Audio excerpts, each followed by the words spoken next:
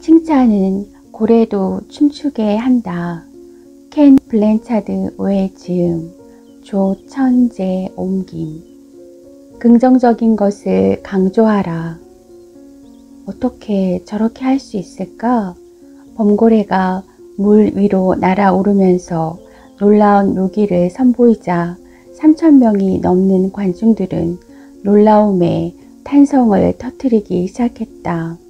스탠드에 앉아있는 관중들의 눈은 거대한 범고래와 조련사에게 집중되기 시작했다.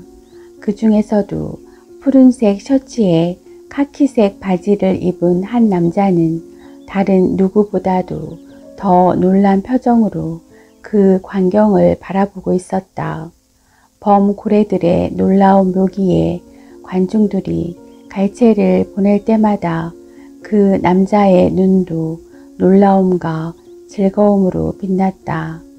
웨스 킹슬리는 회의에 참석하기 위해서 이곳 올랜도에 왔다. 지금은 회의 참석자들이 휴식을 취하면서 골프를 치거나 이 지역의 명소를 방문할 수 있도록 일정이 비어있는 시간이었다. 그래서 그는 잠시나마 자신의 문제를 잊어보려고 세계에서 가장 유명한 해상동물원을 찾아온 것이다. 그는 이곳에 오기를 잘했다는 생각이 들었다. 거대한 스타디움에 관중들이 들어차기 전에 도착한 그는 푸른 물이 넘실거리는 풀장의 위쪽에 자리를 잡았다. 조련사들이 관중에게 인사하고 안전수칙을 알려준 다음 곧바로 신비로운 안개가 수면 위로 퍼져나가기 시작했다. 검은색의 큼직한 등 지느러미가 물살을 갈랐고 관중들은 물속 깊은 곳에서 원을 그리는 검은색의 거대한 형상을 숨죽이고 바라보았다. 잠수복을 입은 조련사가 안개 속에서 카약을 타고 나타나자 거대한 범고래의 지느러미가 그를 둘러쌌다. 이 극적인 개막에 이어 3마리의 범고래들이 계속해서 놀라운 고개 점프와 다이빙을 선보이며 쇼는 절정으로 치달았다. 바다에서 가장 무서운 포식자로 알려진 무게가 5,000파운드가 넘는 범고래들이 관중들에게 가슴 지느러미를 흔들고 조련사를 배에 태워 헤엄치며 관중석 앞쪽에 앉아있는 사람들에게 꼬리로 물 세례를 하는 장면은 실로 장관이었다. 관중들은 웃음과 탄성 그리고 놀란 표정과 우레와 같은 박수를 보내며 쇼를 즐겼다. 웨스 킹슬리도 앞에서 펼쳐지는 쇼에 매료되었다. 마지막으로 범고래 3마리가 반짝이는 등 지느러미를 세우고 흰 배를 풀장의 무대에 올려놓은 채로 정중히 인사하자 웨스는 자신의 작은 노트에 무언가를 급히 적어 내려갔다. 웨스 킹슬리는 텅 비어있는 스탠드 위쪽에 앉아 풀장을 내려다보았다. 조금 전까지 거대한 물살을 일으키던 깊고 푸른 물결이 서서히 잠잠해지자 그의 기분 또한 잦아드는 것 같았다. 관중들이 모두 나가고 스타디움이 조용해지자 물속에 있는 문이 열리고 거대한 검은 물체가 풀장 안으로 미끄러져 들어왔다. 조련사가 문을 나와 풀장 주변을 거닐기 시작하자 범고래는 곧장 그에게 헤엄쳤다. 잘했다, 샴. 조련사는 고래의 머리를 쓰다듬어 주었다. 휴식 시간을 마음껏 즐기렴. 넌 그럴 자격이 있어. 조련사가 다시 풀장 주변을 걷기 시작하자 고래도 그를 따라 움직이기 시작했다. 마치 오래도록 그와 함께 있고 싶은 것처럼. 스탠드에 앉아있던 웨스 킹슬리는 고개를 갸우뚱했다. 쇼가 끝나면 고래도 자유롭게 휴식 시간을 보내고 싶어 할 텐데 오히려 범고래는 자신을 감독하고 관리하는 사람과 함께 시간을 보내고 있지 않은가. 휴식 시간에도 조련사와 함께 하다니 쇼가 시작될 때부터 가졌던 의문이 더욱 강해졌다. 조련사에게 가서 질문을 던지고 싶은 충동이 일었지만 창피를 당할까봐 망설였다. 조금 있다 그는 벤치에서 일어나 재빨리 계단을 내려갔다.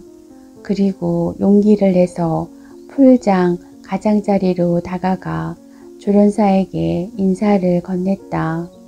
뭘 좀 여쭤보고 싶습니다. 이렇게 말하며 다가서는 웨스는 조련사의 거절을 받아들이지 않을 듯한 기세였다. 그러시죠. 기세에 놀란 조련사가 대답했다. 뭘 알고 싶으신가요? 웨스는 지갑에서 $100 지폐를 꺼냈다. 대답해 주시면 그만한 대가를 지불하겠습니다. 제가 알고 싶은 것은 아마 이 쇼를 본 모든 사람이 궁금해 할 것이라고 생각합니다. 비결이 무엇일까라는 것이죠. 이 고래들이 당신을 위해 쇼를 하도록 어떤 술책을 쓰는 겁니까? 혹시 굶기나요? 잠수복 차림의 조련사는 뜻하지 않은 방문객의 무례한 행동을 가까스로 참으며 차분하게 대답했다. 술책이라뇨. 그런 건 없습니다. 굶기지도 않죠. 그리고 돈은 받지 않겠습니다. 좋아요. 그럼 어떻게 하는 겁니까? 웨스가 물었다. 하지만 조련사가 굳은 표정으로 오랫동안 대답하지 않자 그제서야 분위기를 파악한 웨스의 행동이 조심스러워졌다. 그는 자신의 행동이 상대방을 불쾌하게 만든 것을 깨닫고 돈을 지갑에 넣었다. 죄송합니다. 웨스는 악수를 청하며 사과했다. 저는 웨스 킹슬리라고 합니다. 기분이 상하셨다면 사과드립니다. 정말로 이 동물들이 어떻게 이런 대단한 공연을 할 수 있는지 알고 싶은 마음이 너무 강해서 그랬습니다. 데이브 야들리입니다. 조련사가 악수를 하면서 말했다. 이곳에서 동물의 훈련을 책임지고 있습니다. 그런 질문이라면 잘 찾아오신 것 같군요. 궁금하신 점에 대한 답을 드리지요. 그건 바로 우리에게 선생님이 있기 때문입니다. 한번 만나보시겠습니까? 웨스는 주변에 다른 사람이 있나 하고 둘러보았다. 아무도 없었다. 그가 다시 뒤를 돌아보았을 때 데이브는 범고래를 가리키고 있었다. 이 녀석이 바로 우리의 선생님입니다. 데이브가 웃으며 계속 말을 이었다. 이름은 샴입니다. 이 녀석과 여기 시월드의 다른 범고래들이 우리를 가르치고 있습니다. 저희는 이 멋진 동물들과 함께 일하고 있을 따름이죠. 웨스는 눈치를 보며 조심스럽게 말했다. 저 지금 이 동물이 당신을 훈련시켰다는 말입니까? 제 생각에는 그 반대일 것 같은데요. 데이브는 고개를 저었다. 샴은 전 세계의 모든 동물원에 있는 범고래 가운데 가장 큰 범고래입니다. 누가 누구를 훈련시키느냐를 따지는 것보다 중요한 점이 있습니다. 무게가 수천 파운드나 나가는 말 못하는 동물을 다룰 때에는 많은 것을 배워야 합니다.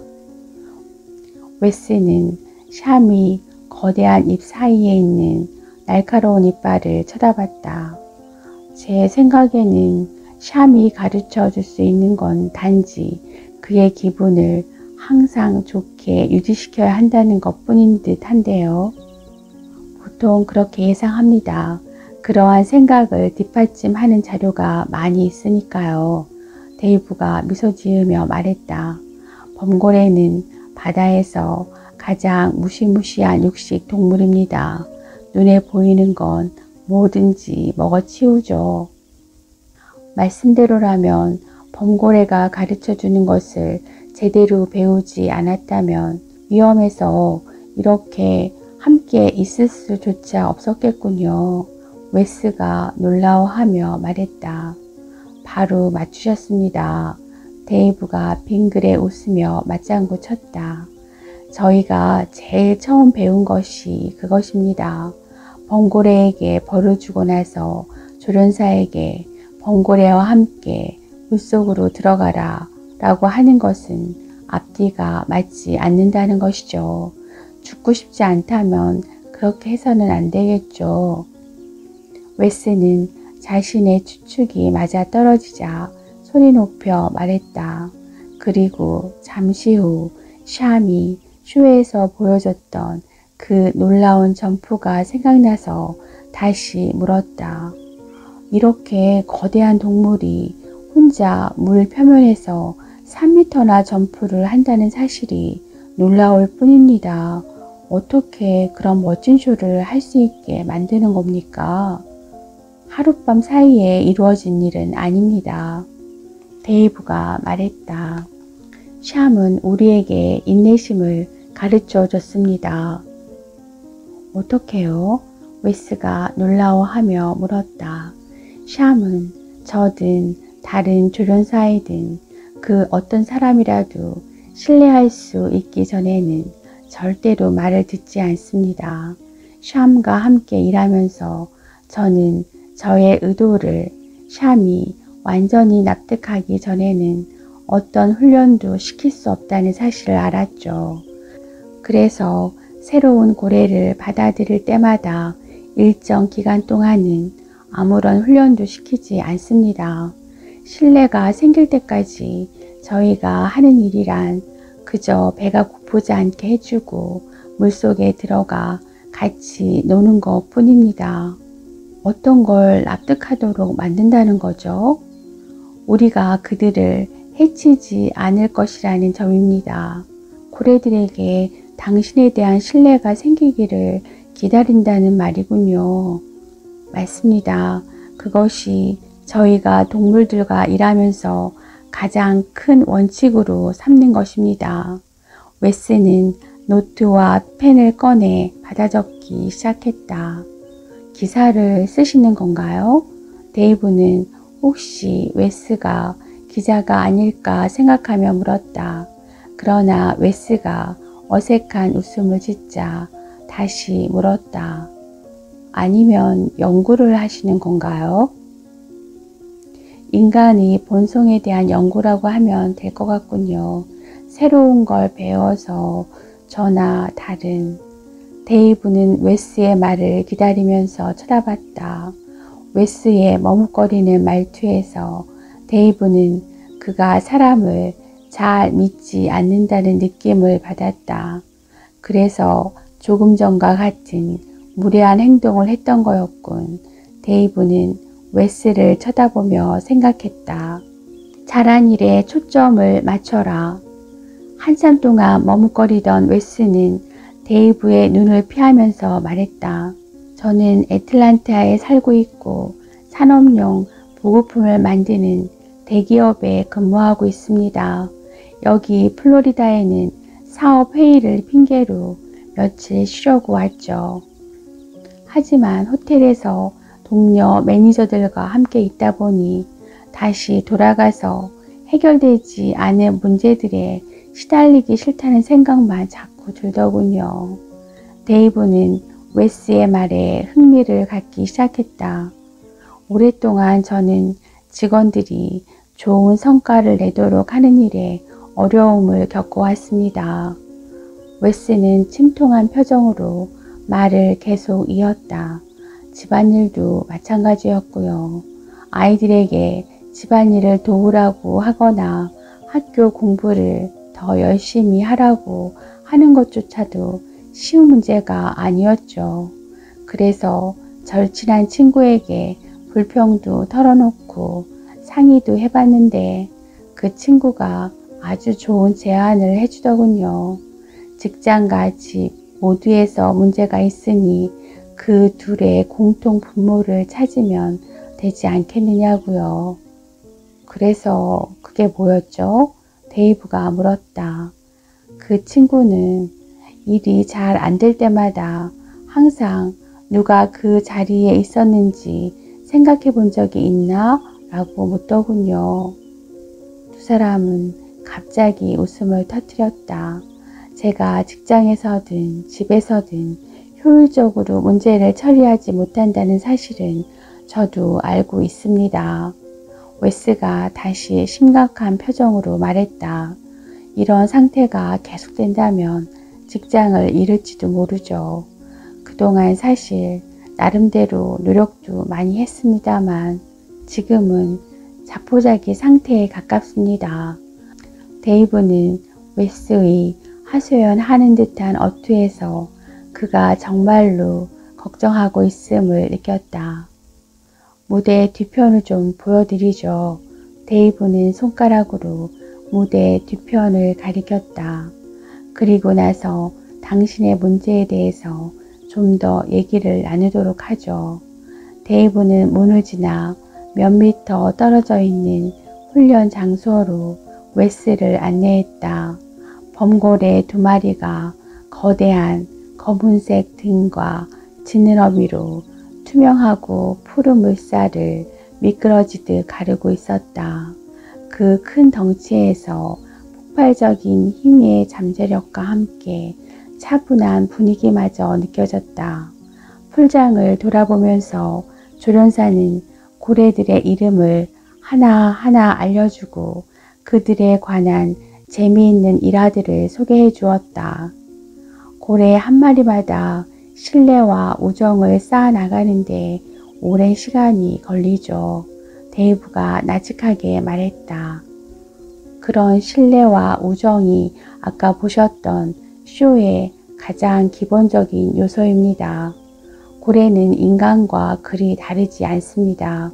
훈련시키는 방법이 마음에 들지 않으면 그걸 표현하죠.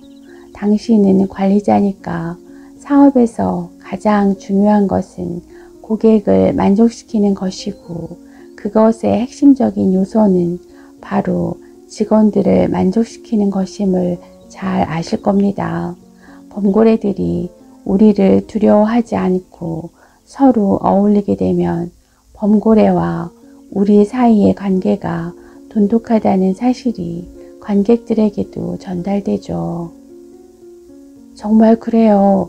웨스가 조금 전에 있었던 쇼를 머릿속에서 떠올리며 큰 소리로 말했다. 그 쇼는 정말로 사람들을 행복하게 만들었어요. 스타디움을 나가는 사람들의 모습을 보면 알 수 있죠. 관중들의 반 정도가 물에 젖었는데도 그들의 얼굴에는 미소가 가득했죠. 그 행복감은 범고래들에게서도 볼 수 있습니다.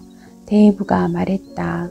쇼가 시작될 때 범고래들은 다들 입구 쪽으로 몰려들죠. 그들은 쇼에 참여하고 싶은 겁니다. 범고래들은 쇼가 자신들에게 긍정적인 경험이 될 것이라는 사실을 잘 알고 있는 거죠. 그렇군요. 그것이 바로 범고래 훈련에서의 원칙이었군요. 그런데 신뢰를 쌓기 위해 구체적으로 범고래에게 어떻게 해야 하는 거죠? 데이브는 웃으면서 조바심을 내는 웨스에게 다음과 같이 말했다. 긍정적인 면을 강조하라.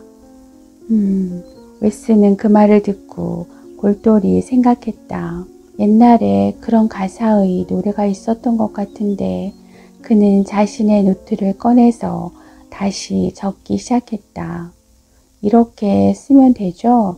신뢰를 쌓고 긍정적인 면을 강조하라. 맞죠? 맞습니다.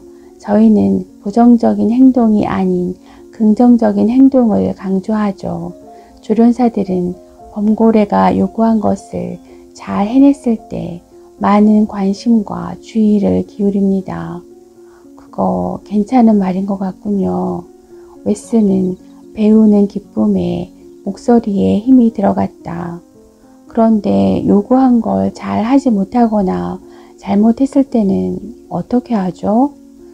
잘못한 일은 못 본 척하고 행동을 재빨리 다른 곳으로 유도하죠. 웨스는 쓰던 것을 멈추었다. 그리고 잘 이해가 안 된다는 표정으로 데이브를 쳐다보았다. 못 본 척 하다뇨? 정확하게 어떻게 한다는 겁니까? 그러니까 데이브가 말을 하려는데 갑자기 웨스가 끼어들었다. 제 직원 중 한 명이 일을 망쳐놨는데도 그걸 다른 식으로 무마할 수는 없을 것 같군요. 또 만일 우리 아이들 중 한 명이 숙제를 안 했거나 서로 싸우면 저희 부부는 그걸 그냥 못 본 척하고 넘어가지는 않아요. 데이브가 얼굴에 미소를 띠고 조용히 말을 이었다. 직원들이나 아이들이 당신을 거스르면 그 일에 대해서 많은 주의를 기울이시는군요. 당연하지 않나요? 아마도 직원이나 아이들에게 그렇게 하는 것이 마음에 들지 않는다고 말하고 나서 다시는 그러지 말라고 경고하셨겠죠? 웨스는 데이브가 당연한 말을 하고 있다는 듯 큰 소리로 대답했다. 그렇게 하는 것이 관리자로서 그리고 부모로서 당연한 일 아닌가요? 데이브는 웨스의 단호한 말투에 어깨를 으쓱했다. 그럴 수 있습니다. 하지만 다시 한번 생각해 보세요.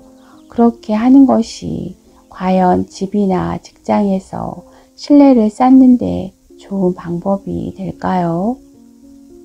웨스는 잠시 생각에 잠겼다. 자신의 생각이 너무 한 방향으로만 고정된 듯도 했다. 생각해보니 그렇지 않을 수도 있겠군요. 어쩌면 그렇게 하는 건 부정적인 행동을 강조하는 것일 수도 있겠죠. 데이브가 웨스의 말을 받았다. 항상 염두에 두어야 할 것이 있어요. 어떤 행동에 대해서 주의를 기울일수록 그 행동이 계속 반복된다는 사실입니다. 저희는 그 사실을 범고래들에게 배웠죠. 범고래들도 잘못한 일 대신에 잘한 일에 관심을 가져주면 올바른 행동을 더 많이 하게 됩니다. 그러니까 긍정적인 일에 초점을 맞추고 있다는 말씀이군요. 그렇습니다. 하지만 단순히 범고래들이 쇼를 잘하도록 하기 위해서 긍정적인 면을 강조하는 것은 아닙니다. 그렇게 하는 것은 그것이 옳은 일이기 때문이죠. 저희는 범고래들을 개별적으로 대합니다. 범고래들 모두 발전하고 이를 성취할 수 있는 무한한 가능성을 가지고 있기 때문입니다. 또한 우리를 친구로 받아들일 수 있도록 모든 노력을 기울이죠. 일단 우정이 형성되면 범고래와 우리 사이에 얼마만큼 신뢰가 쌓였는지를 알아내기 위해 노력합니다. 그렇게 하기 위해서 우선 범고래의 행동 양식을 연구하고 그에 맞게 범고래들이 힘들어하지 않고도 쉽게 배울 수 있는 훈련을 시킵니다. 그때 훈련은 일종의 게임과 같은 것이죠. 웨스는 놀란 눈으로 데이브를 쳐다보았다. 범고래가 대단한 지능이라도 가진 것처럼 말하고 있군요. 마치 범고래가 인간과 협동하고 친밀한 관계를 맺길 원하는 것처럼 맞췄습니다. 데이브가 당연하다는 듯 대답했다. 하지만 인간들도 자신들이 해야 할 일을 해야 합니다. 그리고 동물을 교육하는 데는 가장 나쁜 습관은 동물의 능력이 제한되어 있다는 고정관념이죠. 인간이 동물에 대해서 생각하고 기대하는 것들이 동물의 반응이나 무반응으로 바로 연결되기 때문입니다. 제가 많이 알지는 못하지만 지금까지 그와 같은 생각을 동물에게 적용시켰다는 예는 들어본 적이 없어요. 웨스는 아직도 믿기지 않는 듯 데이브를 쳐다보며 말했다. 그건 인간들이 동물들을 얕잡아 보기 때문입니다. 데이브가 계속 말했다.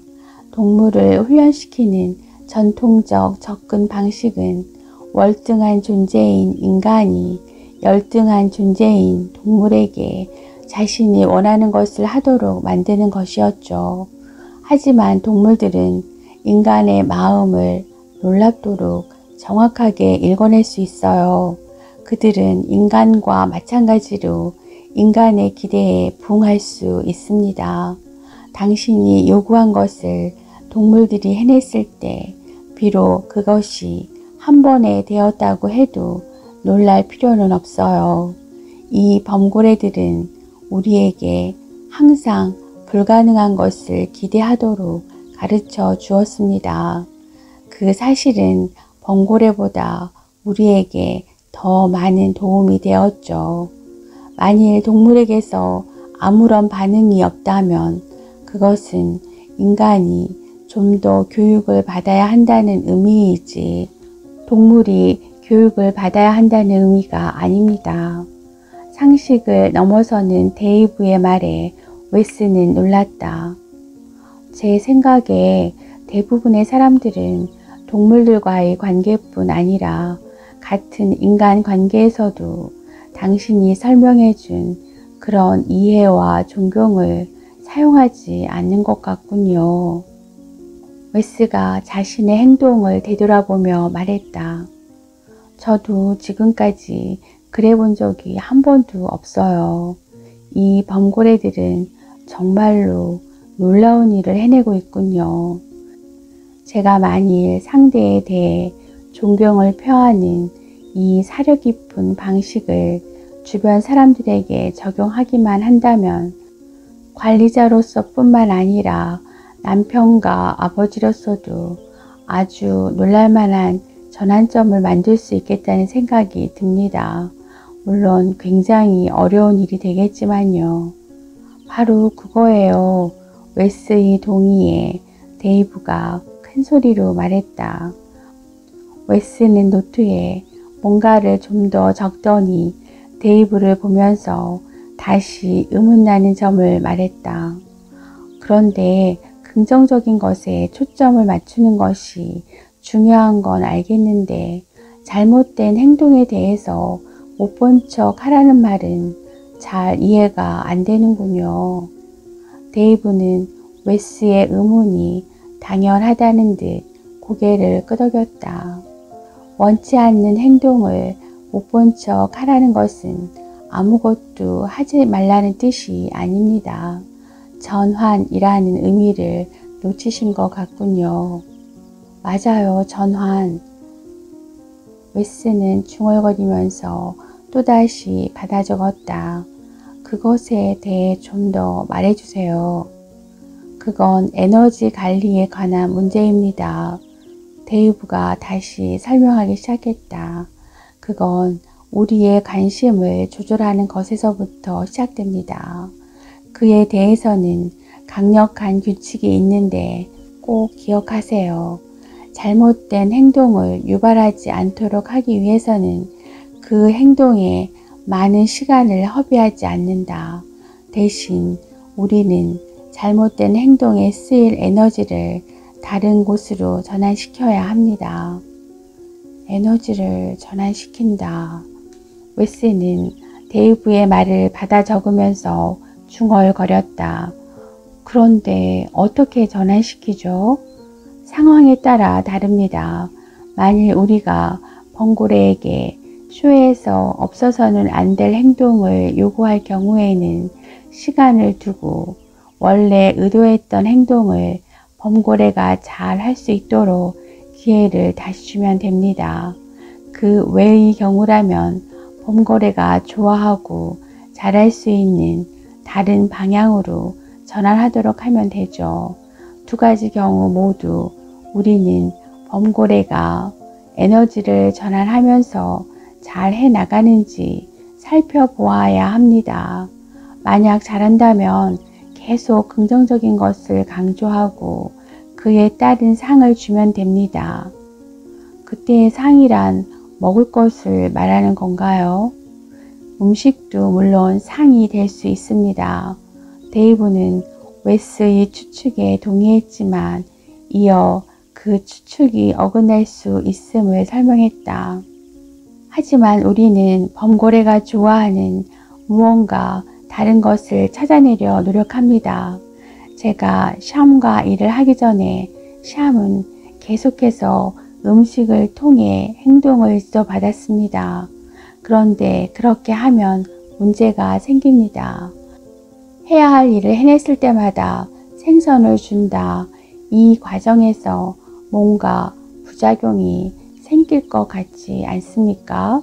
웨스는 잠시 생각한 다음 대답했다. 원하는 일을 샴에게 시킬 수 있는 경우란 배고플 때뿐이라는 건가요? 그렇게 된다면 항상 샴을 배고프게 만들어야겠군요. 바로 그렇습니다.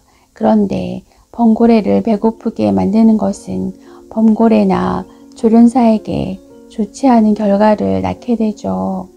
데이브는 미소를 지었다.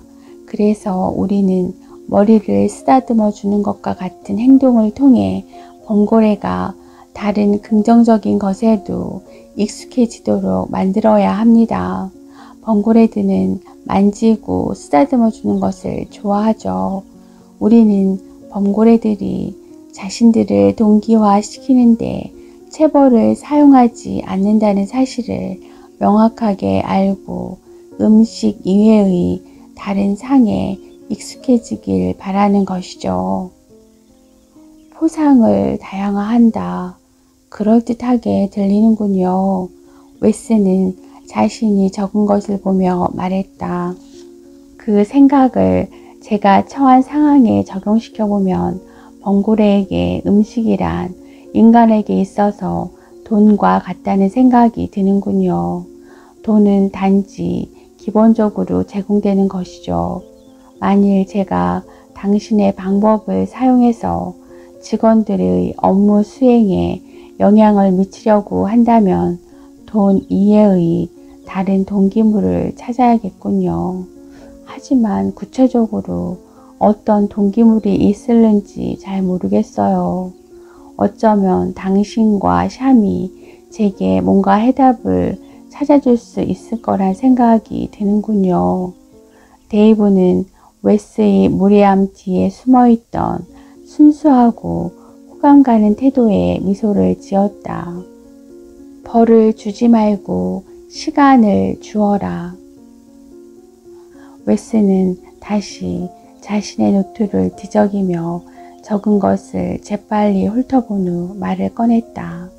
헤어지기 전에 당신이 오늘 말했던 것에 대한 핵심 사항을 요약해봐도 될까요? 그렇게 하시죠. 웨스는 데이브에게 다음 세 문장을 읽어주었다. 신뢰를 쌓아라. 긍정적인 면을 강조하라. 실수할 때는 에너지를 전환시켜라. 그 세 문장에서 많은 것을 얻을 수 있을 겁니다. 웨스 씨. 데이브가 미소를 지으며 말했다. 범고래 쇼에서 보셨던 모든 것들을 가능케 하는 것은 범고래와 우리와의 긍정적인 관계라는 것을 항상 명심하세요. 절대 잊지 않겠습니다. 웨스는 확신에 찬 목소리로 말했다. 그런데 당신은 범고래에게 벌을 절대로 안 주는 건가요? 벌이라고 부를 만한 것이 있는데 범고래들의 기분이 좋지 않을 때 이용합니다. 범고래들도 사람과 마찬가지로 기분 나쁜 날이 있어요. 그런 날에는 저희 말을 들으려 하지 않습니다. 만약 샴의 기분이 좋지 않아 쇼가 잘 진행되지 않게 되면 쇼를 중단하고 샴에게 혼자만의 시간이 필요하다고 관중들에게 양해를 구합니다. 그러고 나서 다른 범고래로 대체하고 샴은 풀장에 혼자 놔둡니다. 샴은 평소와 마찬가지로 보살핌을 받고 먹이도 충분히 먹게 되지만 쇼에는 나가지 못하는 겁니다. 그게 어떻게 벌이 될 수 있죠? 웨스가 이상하다는 듯 물었다. 샴은 그렇게 혼자가 되는 것을 싫어하기 때문입니다. 여기에 있는 범고래들은 쇼를 좋아해요. 우리가 범고래들에게 긍정적인 면을 강조할수록 범고래들은 우리를 더욱 신뢰하게 되고 쇼에서의 연기력은 점점 나아집니다. 그런데 혼자 있게 되면 그렇게 할 기회가 사라지는 거죠. 정말 이야기를 들을수록 제가 이곳에 오게 된 게 신기하게만 느껴지는군요. 웨스는 데이브의 설명을 듣고 약간 멍한 표정으로 말했다. 신기하다뇨? 데이브가 물었다.